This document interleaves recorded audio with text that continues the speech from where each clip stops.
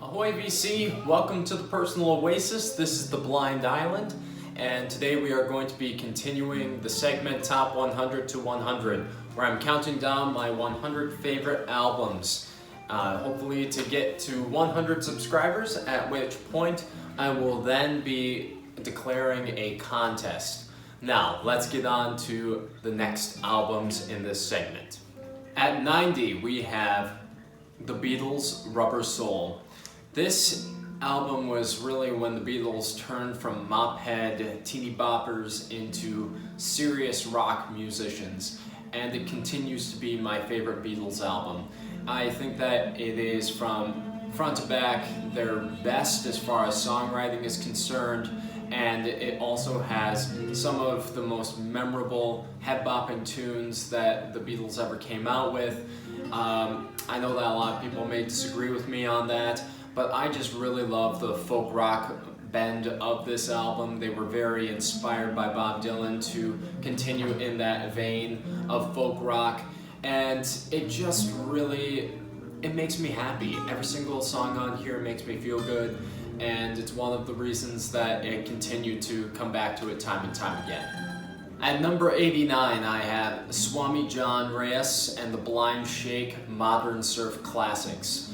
This record, it shows that surf rock indeed is not dead. It's hard-hitting, hard-stomping, great stuff, all instrumental. And what I love about this particular record is that it has a punk rock edge to it. The Blind Shake are a group from Minneapolis, Minnesota, that have a post-punk history, and you can really tell it has just a lot of snarling guitars throughout, and it brings surf rock into the 21st century. Love this album, and I love this group. I wish that they would get back together, but Swami John is kind of an underrated Jack White, in my opinion, constantly moving on from one genre to the next. So we'll probably never get a collaboration between these two again, but I treasure it for the gem that it truly is. At number 88, we have Grateful Dead's American Beauty. Cults have been established because of this record. It is an album of overwhelming beauty. The Bob Weir and Jerry Garcia are just delivering the lyrical goods on here. It is gorgeous Americana rock, and basically any group that you're hearing that is aping an Americana sound today, Jason Isbell, Drive-By Truckers, Wilco, they have the Grateful Dead to thank. And the Grateful Dead had a lot of great live material, but as far as studio albums are concerned, this is the top of the top for the Grateful Dead, and it makes me almost want to become a Deadhead myself. Great stuff, beautiful record, give it a listen if you haven't, and I'm sure you have. At number 87, we have Windsor for the Derby, Minnie Greutzfeldt. This is a phenomenal post-rock album.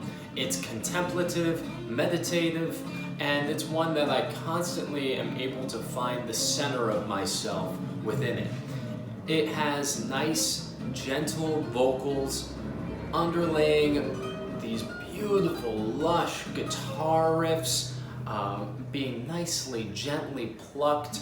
It has this almost classical aspect to it that I just find myself completely finding a sense of peace every time I listen to it. Gorgeous, gorgeous album. Definitely not one that you're going to hear talked about a lot, but it is definitely a record worth seeking out. And at number 86, we have Violent Femmes' Hallowed Ground. It was tough deciding between which Violent Femmes album would be making this list. I unfortunately did not include the self-titled record, even though that one has had plenty of plays on my turntable and deserves an honorable mention here. But to me, the self-titled is just one pace all the way through, barring the final track.